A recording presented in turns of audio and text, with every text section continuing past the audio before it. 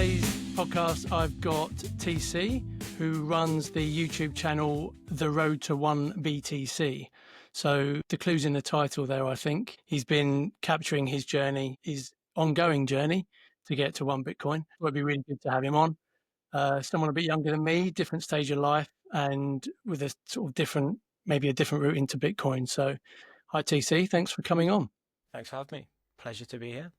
Do you want to give just a little background to you and your channel for anyone that's not heard of it? Well, basically, the gist of the channel is, the clue is in the title, The Road to 1 Bitcoin.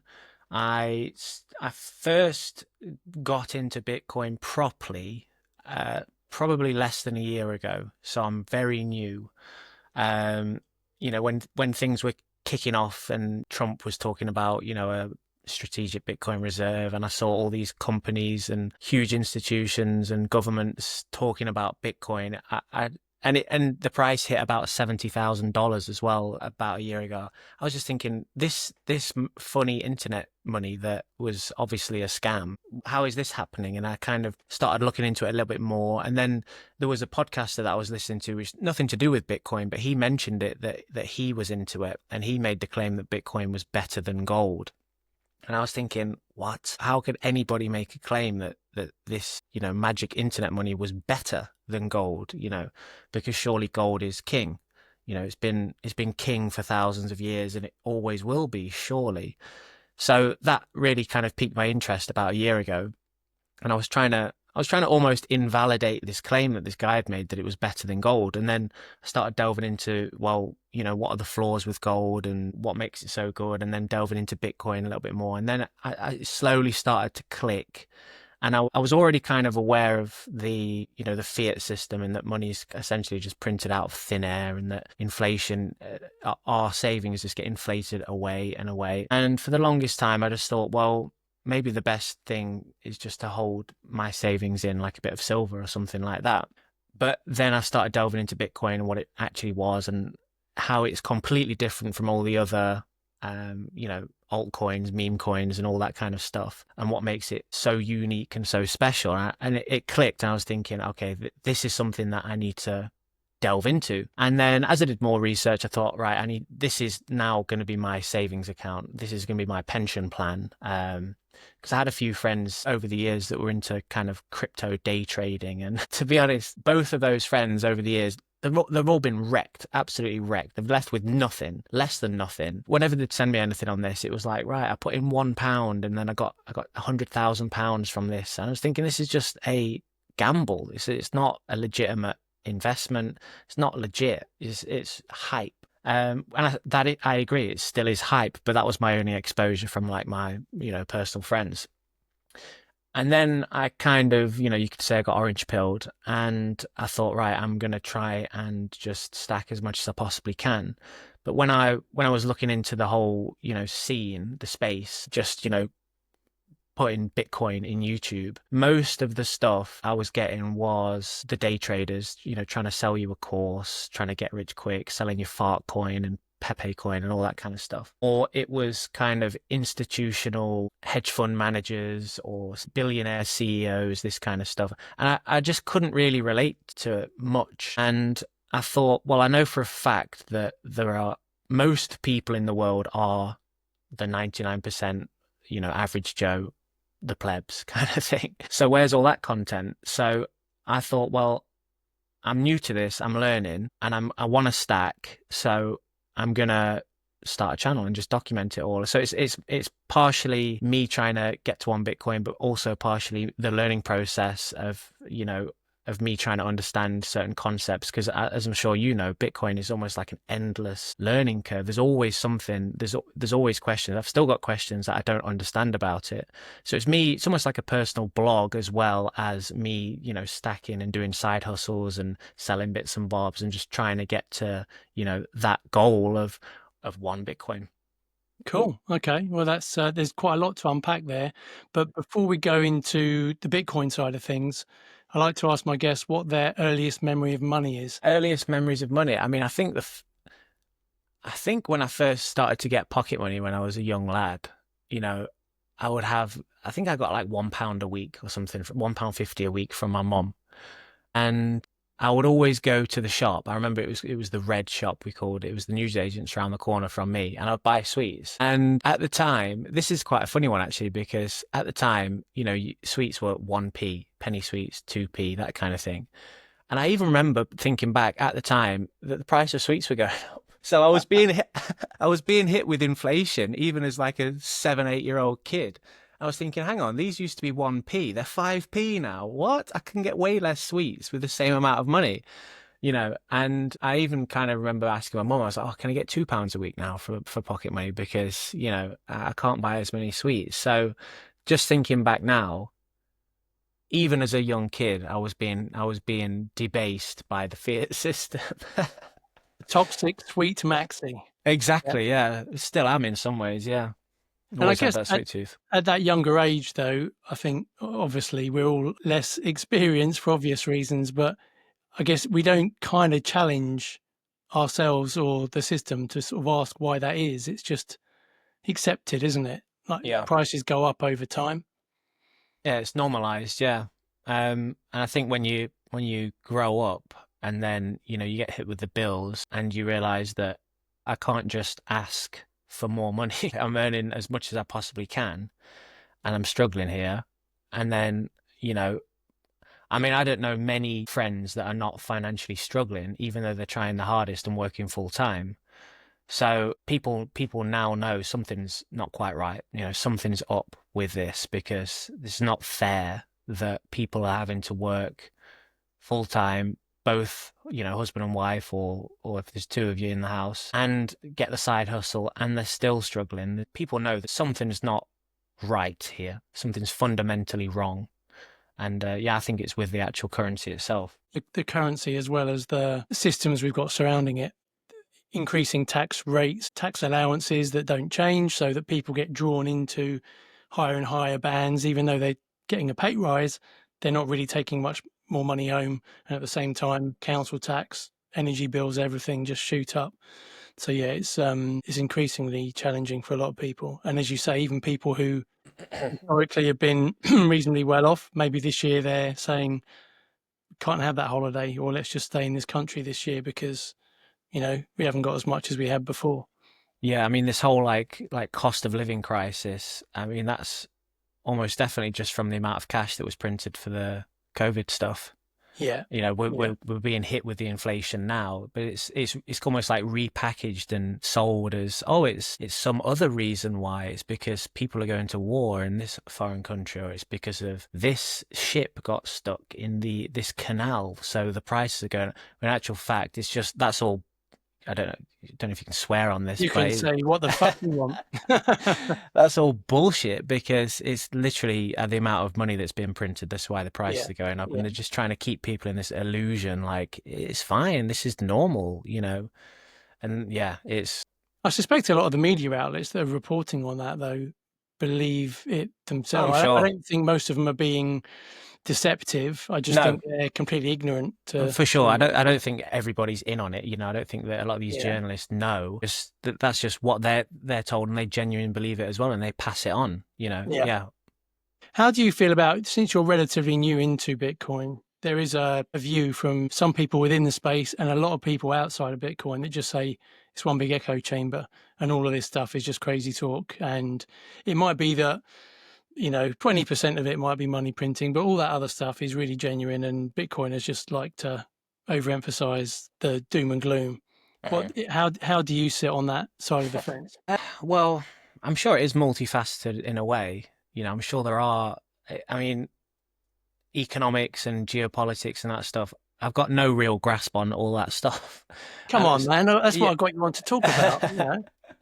But I do think that fundamentally, if you're just constantly diluting the actual currency, it devalues it, it debases it. This debasement of the currency has been going on for thousands of years. It's not a new thing. So we can literally look back at history and see, okay, when currencies start to be debased, and even back in like the Roman Empire, where they'll just chip a little bit of gold off the side of the coin, or, that kind of thing. Eventually the currency becomes worth less and less and less. And, you can't really outpace that debasement if the people that are in charge of the currency decide to debase the currency. So no, I would say it's a legitimate concern. And I mean, I was talking to a friend of mine recently, and I was talking to him about Bitcoin. He's not orange pilled, but I was trying to orange pill him. Let's put it that way. And I was explaining the fiat system and debasement of currency and inflation and that kind of stuff to the best of my ability. And afterwards, he was like, "Man, you never get taught this in school. I wonder why I don't get taught this in school." I'm thinking, of course you don't get taught it in school. Why on earth would you get taught it in state school that there's a group of people that can literally just print more money at will, and when they do, you've just been covertly taxed without any vote, without any, without any say. You've been covertly robbed and covertly taxed there. So of course they're going to keep that a secret, because that's the best game, the best scam in the world. Yeah, Like, it's the best Ponzi scheme ever, isn't it? of course, so of course it's been normalized, and of course, that they're trying their best to just be like, "Oh no, it's not that, it's this war over here," So no, I think that is the foundational issue of a lot of these things, is the currency itself. And are there many friends that you try and bring on the journey of coming into Bitcoin? I do try, but I also am now well aware that you can't bash the Bitcoin standard book over anybody's head and force them to do it. It doesn't work, does it? It doesn't work. No. And they kind of just get pissed off with you. And I see Bitcoin as a solution to the problem. And I think if people don't understand the fiat problem, they're not gonna care about Bitcoin, because they don't see why. It's, well, who cares? Everything works fine as it is, So unless they understand, the issues, the fiat debt system issues and that kind of stuff, why would they care? But I've had some people be more receptive than others. Yeah, I've had a few actually that have been more receptive. And I always try and explain it to them the best way they can. And I try and explain, when the money printer gets turned on, what that does to their personal savings. And then I would try and explain like gold, and then I would kind of move on to Bitcoin as well and say, well, why this is even better. And if they're still with me at that point, I would then probably say, okay, well now, go and read this book, or go and follow this podcast, that kind of thing. Basically do your own research. So I'm not saying buy Bitcoin. I'm not saying go and do this thing. I'm saying if you find that interesting, go and read this book that I find interesting. And I've got a few mates that are slowly coming around to the idea. Others that are definitely not, think I'm completely cuckoo, crazy, don't want to hear it whatsoever, which is whatever. But my mum is now, into Bitcoin as well. So that was quite a successful orange pill for my mum. She actually she's got a friend of hers who's into it as well. So there was kind of like a dual orange pilling from both sides. That's a good one, I think, because, I think your family are most important. So if you can get your family on board, then that's better than anything else. Agree. So Yeah. a bit hit and miss, really. Yeah. The people you love the most, you want on that life raft with you, don't you? When the Titanic starts sinking. So how did that come about with your mum then? Was it she asking you, or were you trying to politely orange pill her? No, to be fair, my mum is like the most based and red pilled mum you ever. She's like, chip off the block, then you were just a chip off the old block.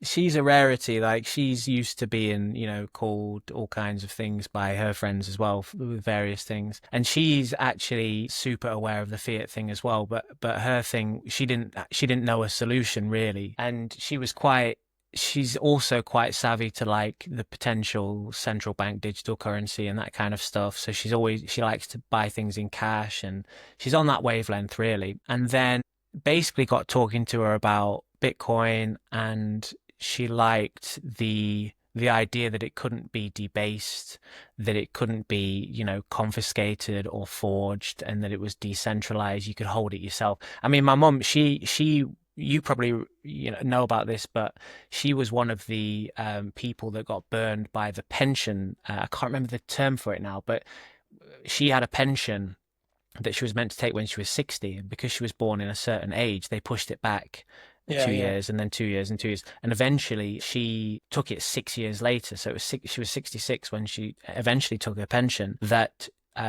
she was meant to take at 60. So she was already highly distrustful of these kind of third party institutions and of that kind of stuff. So she was already there ready to find the solution so it was kind of an easy orange pill with my mom because she had already been burned by the fiat system before and these kind of, so she liked the idea that, you could literally hold your own coins. You're in charge. You don't have to. You can't have anybody dangling the carrot in front of you and say, "We'll give you this money that you've been working for 40 years. Give it in 2 years. Give it in 4 years now." So she liked everything about it really, and now she's very much on board. I think that's a nice segue as well into how your approach has been influenced by that. And because I think on some of your videos, you say, if I'm not wrong, you have no pension, you have no other savings, it's all going into Bitcoin. So I think that's quite an interesting thing to explore. So how much of that is this trust, as in if you put money in a pension, it may be the government changed the rules and you can't get it till you're 85. Yeah. And how much of it is just that you don't want to be tied down into a system that you don't trust? I would say quite a lot because, again, I'm not sure what we can say on your channel. I don't want to get it taken down, but with the whole COVID thing, we were I don't think being enough people in high places listen to it to shut me down, so fine, it fine, should be fine. okay. I mean, with the whole COVID thing, they were like, "Oh, you need to do this. You need to do this if you want to travel. You need to do this if you want to work again. You need to do this." And I was thinking, I ain't doing any of that stuff. So I need to start making a plan B because there's in no way am I going to be jumping through these hoops that they want me to jump through. So it kind of, I mean, it kind of scary at the time, but I was thinking there may come a time when I go to take my pension when I'm 65 or whatever, that there's some other kind of, crisis. And they say, "Oh, you're only allowed to take your pension if you take this and do this." I was thinking, I'm not going to be jumping through any of these hoops. So I need to now take responsibility for my own wealth and savings. So Bitcoin appealed to me because it was like, oh, I'm literally going to be holding my own coins. And if I want, I can hold them in my head. I just memorize the seed phrase and that's it. I've got it. I don't have to jump through any hoop, and that's that. So that did appeal to me because I was thinking, right, I need a plan B here just in case shit starts hitting the fan again. So that was part of it. That was a large part of it for me. And again, along with the debasement of the currency, I was thinking if I'm paying into a pension plan, even if I've got, say, like 100 grand in a pension plan that I'm paying into each month for the next 30 years, how much is 100 grand in pounds going to be worth in 30 years, 40 years time? Because all you need to do is look back what it was, the purchasing power of that 40 years ago versus today. Well, what's it going to be in 40 years? So it's going to be even less. I'm going to need more and more and more just to live on a basic, pension. Were you not interested at all or tempted by any of the treasury companies like Strategy or? To be honest, I am, but I know nothing about that. Okay. I don't know how to invest in stocks and that kind of stuff. So that's, yeah, it's on my list, but that kind of stuff I've got no idea about. I'm not against, setting up a pension because I know you can get pensions where you decide what that money gets invested in. Yeah, it's called a SIP. Yeah. Yeah. And I'm not against paying into a traditional pension if I can then choose that money goes into these like Strategy, or there was an English one that just popped up recently as well. Web company, yeah. Yeah, so I'm definitely not against that. I mean, I'm not even against gold and that kind of stuff, but at this moment in time, I'm because I started off basically with 0 Bitcoin. I'm just hyper focused, trying to get as much as that as I can at the minute. But yeah, I would definitely consider doing a traditional pension if I can choose to invest in, Bitcoin treasury companies. I just don't know how to do it. Yeah, I think my view on it has changed in the last few years. I'm 49, so I'm based on the current rules, I'm able to draw on my personal pension at age 57. So if the rules don't change, then in 7 and a bit years, I'll get access to it. I think the real concern for me, for anyone who's definitely in their 20s, probably in their 30s even, is the rules are likely to change quite dramatically between the point of you starting to save and then you retiring, either by the government of whatever colour in whatever time it is will say, as what happened to your mum, we're going to add some years on. So I can access at 57, changing a bit later to 58. So for people that are a little bit younger than me, I think it changes then to 58. In time, they'll go to 60, 62, 64. And the other thing they changed recently was they made it so that you had to pay inheritance tax. It used to be that it was outside of your estate for inheritance tax. So I'd been putting quite a bit of money and my bonuses, foregoing them to put into my pension. And now, and part of the reason was so that I could pass it on to my kids without inheritance tax. And then at the flick of a wand, that rule changes. Oh, really? So the only thing I would say is, this isn't personal advice to you or anyone, but if you are employed by a business who will pay into a pension on your behalf, even if you have to contribute a little bit to that, it's worth doing the maths, because if you contribute a little bit, you get all of the tax back that you would have been taxed on that income. And if your company then put in as well, and you can put it into a fund that, or company that you want to invest in, as you've just articulated, you have more control over that. So even make some numbers up. You may forego £50 of your monthly take-home pay, but with the tax you save and the money that your company puts in, you might get £200 a month going into your pension. So then it's a judgment call, which is, am I happy to forego, in your case, 50 quid's worth of sats every month, £200 worth of strategy in my pension? And who knows? I'm not, there isn't a right or wrong, only time will tell, but it's it's the older you are, the less likely you are to be screwed over by it. Yeah. Not financial advice, but I would say to most people, depending on your personal circumstances, spot Bitcoin in cold storage is the safest place to have your money. Yeah, I'm going to look into that, because, as you say, there's benefits in 50 quid a month. The other thing alongside pensions are ISAs, so the individual savings accounts. So again, I'm interested to know, without necessarily giving me personal details, but if you're saving your Bitcoin just for retirement, or if you're going to be saving it for a house or lifetime events, then obviously, unless rules change, technically there's capital gains tax to be paid when the price inevitably goes up. Again, I'm interested to know what your thoughts are on whether you might consider other savings vehicles outside of just pure Bitcoin. I would definitely. At the minute, I'm not planning on selling any Bitcoin. So in terms of, the capital gains stuff, which we have to pay in the UK, I'm not that stressed about it at the minute, because I'm just holding it, and I'm focused on stacking, but I don't really have a plan with it long term. I just know that I'm not doing it to stack and then sell for fiat for a profit and then buy a Rolls Royce with, or anything like that. It's more of a long-term savings account. That's my goal. Am I against other savings accounts and stuff as well long-term? No, I'm not against that. I'm definitely not against it. I just don't know much about it. That's my weakness with that stuff. Yeah. Yeah, and it's a judgment call, and it's some Bitcoin. Again, the risk here is it becomes quite a toxic echo chamber conversation. A lot of Bitcoin maxis will say you're supporting the fiat system if you put money into ISAs and buy shares, even if it is into strategy.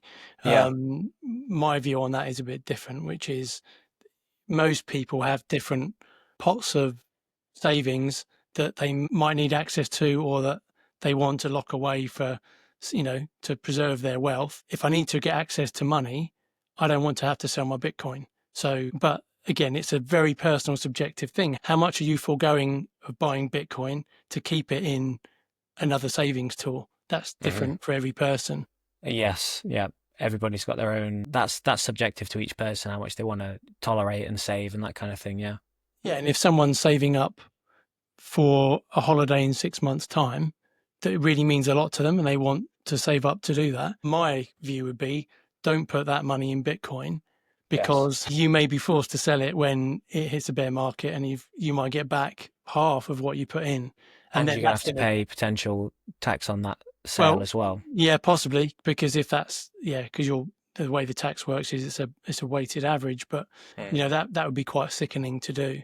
And I think for people that have to do that, it can really tarnish their experience of investing in Bitcoin and maybe even stop them from doing it for the longer term. So I do think if there are short-term financial savings goals, whether it's a holiday or you need Yeah, a well, car I'm going to need a new car at some point because my car is literally falling apart. I'm kind of running it into the ground at the minute. And I have been thinking, I'm thinking, right, well, I'm putting all of my excess cash at the minute into Bitcoin, but I'm going to need a new car, and I'm not particularly fond of, you know, going into debt or anything like that. I try and avoid it if I can. So, you know, getting a car on finance and then being stuck with that. I don't need a flashy car, but I'm going to need a car at some point. So I'm thinking, well, what am I going to do when that comes? Because inevitably the engine's just going to fall out, or the axle is going to snap or something. Because my car is 2002, so it's, you know, it's going to need some kind of. I'm going to need a revamp at some point. So yeah, I haven't really got a plan at the minute.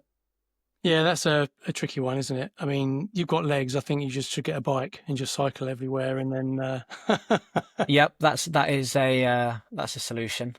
Yeah, but it is. But they're really. I think they're interesting conversations because again, there isn't a right or wrong approach to that, and some, you know, I think there's also a risk that one tries to second guess and time the market and think, well, at the moment it's 120k Bitcoin, but we all know it's going to go up to probably 200 or more. So if I put it in now, in 6-9 months' time, when I need to buy my new car, I'll have made more money. Well, again, back to the previous conversation, if that doesn't happen or it does go up, but then there's a black swan event and Bitcoin halves in price and you need a new car, you're stung. So yeah, I think with all these things, having some kind of plan is the best way. So in your head, you're thinking at some indeterminate point in the future, I'll need to replace my car. If I'm going to be spending a couple of grand on a car, maybe, because that might get me what to get by. Maybe I need to start putting bits away. But yeah, it's a tricky one because you're focused on your Bitcoin aims. So you've got to balance those things out. Yes, it is a tricky one, yeah. Are you still living at home? No. Okay, so do you own do you pay a mortgage or are you renting? Rent at the minute, so I've got that's a monthly thing each month, obviously. Yeah, yeah. And you rent out all your rooms to 35 people that pay? No, it's just me and my dog. Right, okay. Does the dog pay rent? Because, you know, you could get some dogs. No, she's a proper little squatter, unfortunately. Oh, no. Yeah, but they're good company. So how do you balance living for today versus saving for tomorrow then? Yeah, I to be honest, I still try and live. You know, if I want to go and visit a friend somewhere or you know, go out for a meal, I still do those things. I have started cutting down excess stuff. You know, I usually, you know, buy more books than I can possibly read through. So I've cut that stuff down. When I go to work, there's a Starbucks. So I usually would go to a Starbucks at lunch just to get away from, you know, where I work and then just have a, you know, coffee break. But I've, you know, started to cut that down as well. Just stuff like that. I mean, I don't really drink anyway, but started to cut just that kind of stuff. So I'm being more conscious of luxuries that I don't need, but I've also not gone too hardcore that I'm just, you know, eating noodles all the time and just and it's really sacrificing, you know, things like health or that kind of stuff. So I'm not going mad with it. I'm really focused and conscious of what I do spend my money on, and trying to, you know, wean that back in at times and save as much as I can without going crazy and over the top, because you can go crazy and over the top. You know, I've seen some people where they say like, right, well, you know, I lived in a caravan for 2 years in order to stack a Bitcoin, that kind of thing.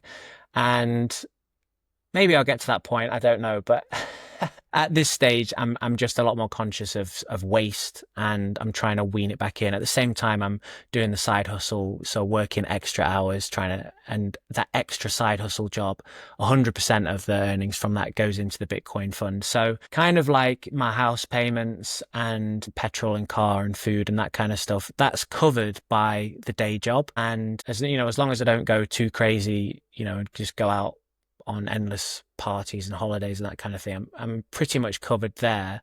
And then I'm selling little bits and bobs here and doing the side hustles. That's been managing to go into the Bitcoin fund as above and beyond, really. So I'm not going crazy with it. But it has given me a lot more focus and motivation to actually do the side hustle, because now I'm excited about saving, and I'm excited about, the long-term future, which I wasn't before, because, I was quite demoralized about paying into a normal pension when, that seems to be the only option that we have. Oh, this is just what you do. You pay into your pension and that's it. I was kind of demoralized with that whole thing, and just I didn't even really want to think about the long term, because I was thinking, well, everything's pretty bleak. So I don't know. I guess I'll cross that bridge when I get there. But, Bitcoin has given me a little bit more hope and focus now to actually save. And now I have got that. I've got the orange laser eyes on everything. When I'm at work, I'm thinking, well, do I want to spend £5 or £6 on some flashy frappuccino from Starbucks, or do I want to just go to the staff canteen and get a free standard coffee? I'm thinking, well, I could buy 6,000 sats instead of that Starbucks, so I'll save it. So I'm slowly starting to readjust and recalibrate with the long-term Bitcoin goal in mind, and I'm already seeing some changes in that regard. So for now, I'm just doing that. Nothing too drastic in terms of selling kidneys or that kind of thing just yet. Have you always been a bit like that, or do you think Bitcoin has made you a lot more like that? So when you were younger, did you like having designer No, clothes and yes, I was very much a spender.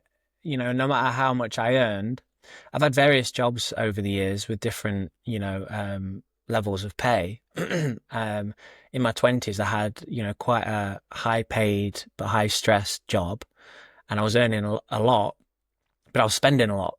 And then during lockdown as well, I was working on a chicken farm, so a bit different.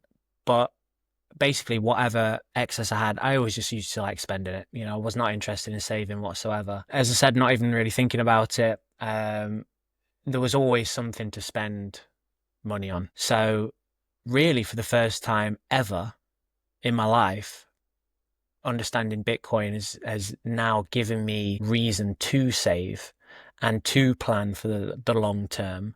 And I think maybe this is why a lot of, millennials and Gen Z are very orange pilled. I was talking to a guy yesterday who's 21, and he's fully like Bitcoin maxi. He's just saving for his future in Bitcoin only. That's it. That is his plan long term.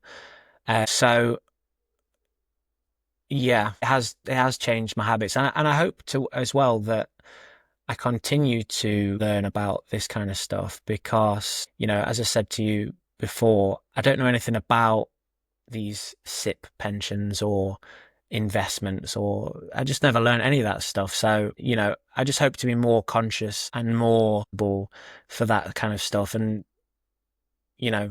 uh, continue more forward as I learn more, because I'm really starting from scratch, I think, because we didn't get taught this in school.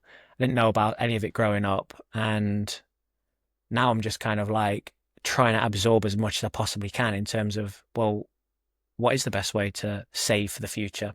do you think it's easier for millennials to discover Bitcoin because they probably feel the pain a lot more than, say, my generation, and certainly my parents, who did all of the inverted commas right things? They got a job, they got a mortgage, they got a bigger house and a bigger mortgage, and then that house just kept going up and up and up in price. They had a good pension, but now as a millennial, the thought of even buying a house is probably way out of reach. And Yeah, so it's almost like if I don't do this, what else can I do? I can't keep up.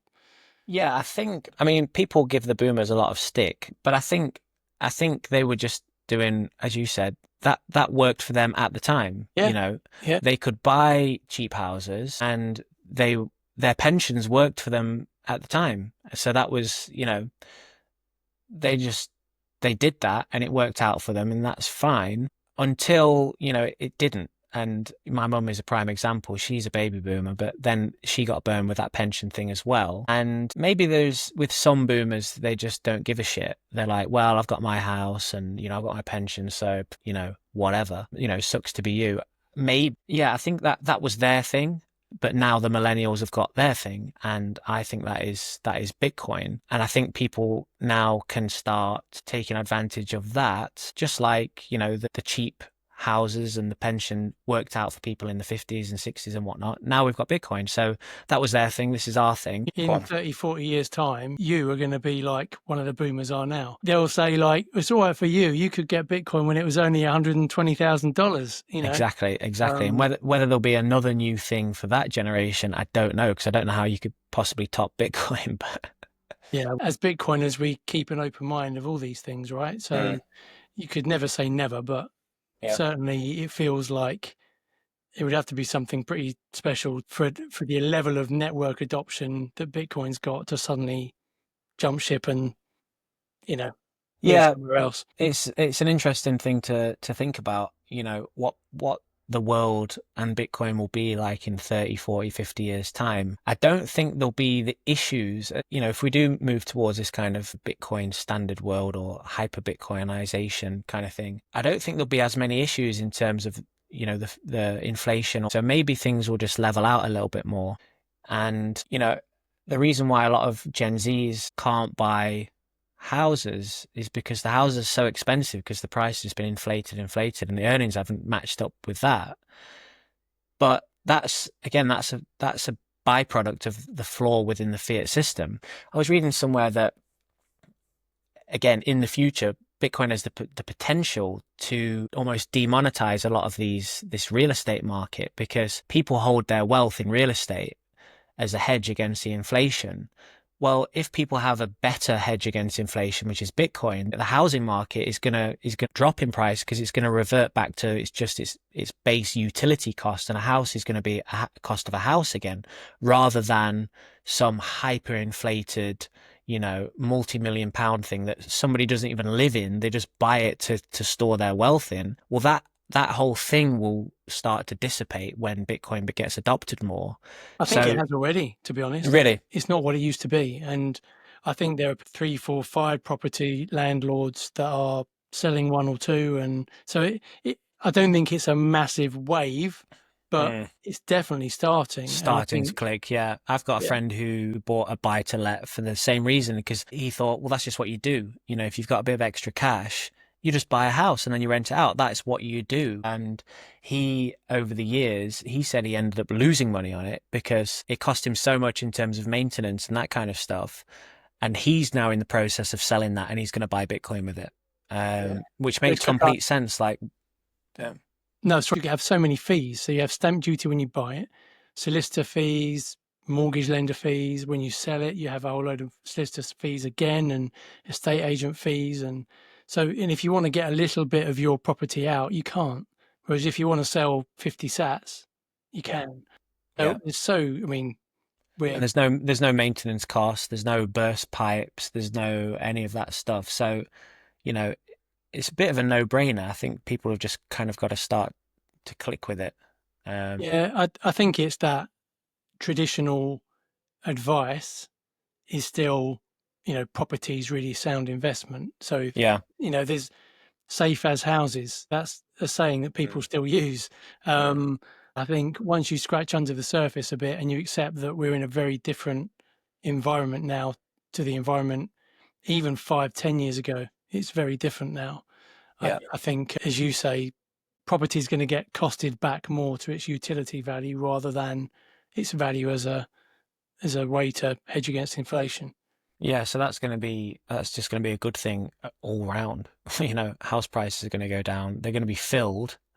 I used to live in Sheffield, and there was so many empty flats. You just walk through the city centre and loads of them are empty and they're not even being rented out. They were just kind of bought and then held, and then that's it. They're just never occupied. Do you have any aspirations to own your own home, or do you think because of everything we've just discussed, actually in the long term, you're better off just renting? I'm not sure, to be honest. I mean, I don't mind renting, but I'm also aware that you don't really get, that money is just gone at the end of the month. You're not going to see that money again.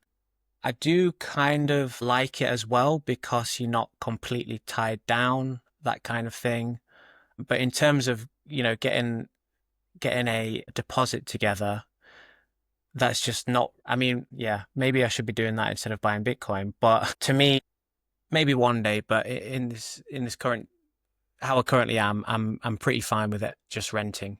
I like the freedom of being able to just move easily rather than selling. Because as you were saying earlier, there's endless amounts of fees and all that kind of stuff whenever you sell. So I like the freedom of just being able to say, well, in a few months, I'm just going to move, and there's no hassle, no stress kind of thing. So it works for me. Yeah, I think, again, my generation has benefited from the price rises, but I think it's just going to be much harder. And unless there is a price correction, and if property prices do start to significantly fall or even just stay where they are, but inflation keeps going, it might become then more affordable. But Yeah, yeah, I think if I came into a large, chunk of cash, then I would look into a house, and kind of start to settle. But yeah, we'll see. And what's your view on Bitcoin as a method of payment?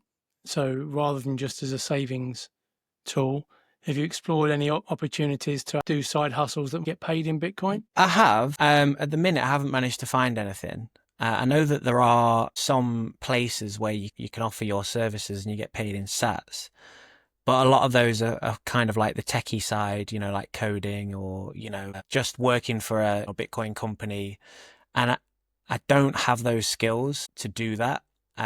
So for this moment in time, I haven't managed to find anything. So what I'm doing is I'm basically just still earning the fiat, and I use Strike. I don't know if you ever use Strike. Yeah, that's Um, the I use and Stripe. yeah, there's a cool feature on that where you can basically set it so it automatically converts everything that you send to that account to Bitcoin. So in a way, that's as close as I've got, where I'll earn, the side hustle, and it just goes directly into that account and automatically converts to Bitcoin. So that's kind of like a bit of middle ground that I found where, um, I am effectively in a way earning Bitcoin. But in terms of using it, I have used it. I've bought some things with sats, but I kind of don't like, I'm not particularly a fan of it. I like saving in it. So it's like, do you like spending money from your savings account? Well, no, because I like saving. It kind of defeats the purpose of it. But if, my local shop or whatever, or my local farm shop, that kind of thing, started taking sats, then yeah, I'd definitely start to support my local, farm shop that I shop at. Then yeah, I'd pay in sats just to like help them out, because that will be a good thing for them to earn in sats. So I think that will just develop as things move forward. More retailers will take sats, more places will be able to, earn in sats, that kind of thing. But I don't think we're there quite yet. We're still Now, I having to think do quite a lot of exchange. when I was in Prague, I spent quite a bit in sats, but then I just topped it back up from my bank account with fiat. So all the sats that I spent, I topped up. So in effect, it was keeping sats in the system and putting more fiat in, rather than, if I'd just been paying in currency, it's currency to currency within the system. But the way I look at it is by exchanging value for sats and then taking some fiat and putting it into Bitcoin to replace what I've just spent is probably a good thing. But I know a lot of Bitcoiners who never, well, I probably know some that have never even spent a single sat in their life because, like you say, they treat it purely as a Yeah. savings vehicle. Yeah, I mean, if I was trying to live fully on Bitcoin, which some people try to do, and I think some people successfully are doing it, then I would find ways to spend more. If I was earning in sats, then I'd find more ways to spend in sats. But at the minute for me, it's a nice little, it's a novelty. If you get somebody with a lightning payment process, you're like, oh, I just spent some sats there. That was cool. But at the minute, I don't think the infrastructure is really in place to do it properly. And as you say, it's savings. I'm seeing it as a savings account. Everybody has different reason for stacking, but for me, it's a savings account. So I don't really like to touch it that often anyway. How much have you gone down the rabbit hole for the other aspects of Bitcoin, such as energy conservation, such as banking the unbanked in, other countries, etc.? So other than just the store of value, how interested are you in those other aspects of Bitcoin? Yeah, I've looked into both of those things actually, and I can just see it benefiting, the world and everybody and humanity in general across the board. Like in terms of the energy thing, like there's a couple of points with that. First of all, I've seen certain Bitcoin miners pop up in where there would be like waste energy, like on mining oil rigs and stuff where they just have to like burn off the excess gas. Well, there's instances now where there's mining operations on these rigs to get this otherwise just dead cheap energy. They're mining Bitcoin with it. So I can see the benefit, like this idea that, oh, it's a waste of energy or it's a waste of, I think it's the opposite is true actually, because, it's not, first of all, it can incentivize companies and countries to find the cheapest energy, the most efficient energy, and instead of blasting gas off into the air, you can mine Bitcoin with it as well. So I can just see benefits all round for it. And in terms of like banking the unbanked in, where did you say, was it Africa? Well, yeah, I mean, lots of countries, but yeah, Was it Africa? yeah. Yeah, I mean, I can see that being beneficial as well. Yeah, I mean, it's better than having like the IMF come into your country and just give you some kind of, fiat loan and then getting everybody on that kind of system. So I've gone down some of those rabbit holes, but every rabbit hole I go down with in terms of that stuff, whether it be, people saying, oh, it's a scam or it's a Ponzi scheme or it wastes energy or this kind of stuff, I find that the opposite is actually true in reality. Yeah, it's incredible, isn't it, really, that all of these things that are put out to put people off, it's not just that they're spouting slight mistruths, they're almost completely the opposite to what the reality is. And yet most people, or a lot of people still believe that's the case. Yeah, well, I did for a long time as well. I thought, Bitcoin was a scam and, it's just fake internet money and that it's used to buy drugs online. And I was very much on that camp, really. But at the same time, I believe that, but I'd actually done zero research into it. So that says it all, really. Yeah, and that's what I love most about Bitcoiners is that they will always, and you alluded to this earlier, even when you're talking to friends about it, you won't go so far as to say, right, now go and spend £1,000 on Bitcoin. You'll say, now go and do your own research. I think Bitcoin teaches you to be responsible because you have to be responsible for your own money. If you make a mistake with it, that's it. If you don't store it correctly, or if you send it to the wrong address or anything, there's no third party that you can call and say, oh, I've made a mistake, so it bypasses the third party. That's one of the downsides of it, but obviously there's many upsides of that as well, because obviously, as the third party can be prone to corruption and all kinds of stuff. It teaches you to take responsibility for your wealth, but you've also got to take responsibility for your own learning as well. And it's like, well, you're not going to get taught this, so you have to then do your own research. So yeah, I mean, everybody gets Bitcoin at the price they deserve. That's actually a legitimate thing. It's not just a meme. And, when I thought it was a scam and that it was just some kind of drug dealer's money, I didn't know any better. I'd not taken any personal research. I could have got it back then at 500 quid, but I didn't because I wasn't taking, I wasn't actually looking into it honestly. So there'll be people that get it at £1 million, 10 million quid, etc. Yeah, absolutely. Everybody, I think, eventually will have to jump on board. Yeah, let's hope at that point we've done enough stacking of sats so we can enjoy what we've saved Retire up. in peace. Yeah, indeed. Yeah, we're having a few technical issues here, which unfortunately are all my end. So thanks for bearing with me. But the last question I ask all my guests is, what's one belief you held before Bitcoin that you've completely changed your mind about? That's a good question. I guess over the last couple of years, and even more so since discovering Bitcoin, but I was a bit of a nihilist, let's put it that way. I thought, I knew about the whole fiat system, and I thought, the cards are stacked against us basically because, this whole thing is a scam and, we're essentially debt slaves on a mass scale. And I think the world got pretty dark. I was a bit of a nihilist. I didn't see any kind of, hope, or things just got dark. I went through a phase of thinking everything was fake. Everything that you see and hear about is fake. Any potential solution is fake. It's a psyop. It's a scam. I was in that kind of phase for, most of my 20s really. And then Bitcoin's been one of the things which I've found since where I've actually thought, oh, okay, no, there are actual solutions out there. Not everything is fake. Not everything is a scam. Not everything is a psyop. There are actual solutions out there to this darkness, this crap, So yeah, Bitcoin has kind of given me that kind of light, that hope back. So I kind of dropped the belief that everything's fake, everything's a scam, because now I can see that, well, not everything is. There are some solutions out there. Whereas before, I think I was hyper fixated on the problems and not actually, because I hadn't found a solution yet. So I would say that. If people want to reach out to you, where do you think the best place is for them to find you? I'm only on a couple of platforms at the minute. I'm on YouTube, The Road to 1BTC. I'm on X as well, which is also The Road to 1BTC. I've also just started a podcast with a friend of mine, and that one's called The Hodling Room, which is basically a Bitcoin book discussion club. It's a book club basically for Bitcoin books, where each podcast we read a chapter of a Bitcoin book. We're doing the Bitcoin Standard at the minute, and we read through it and discuss a chapter at a time.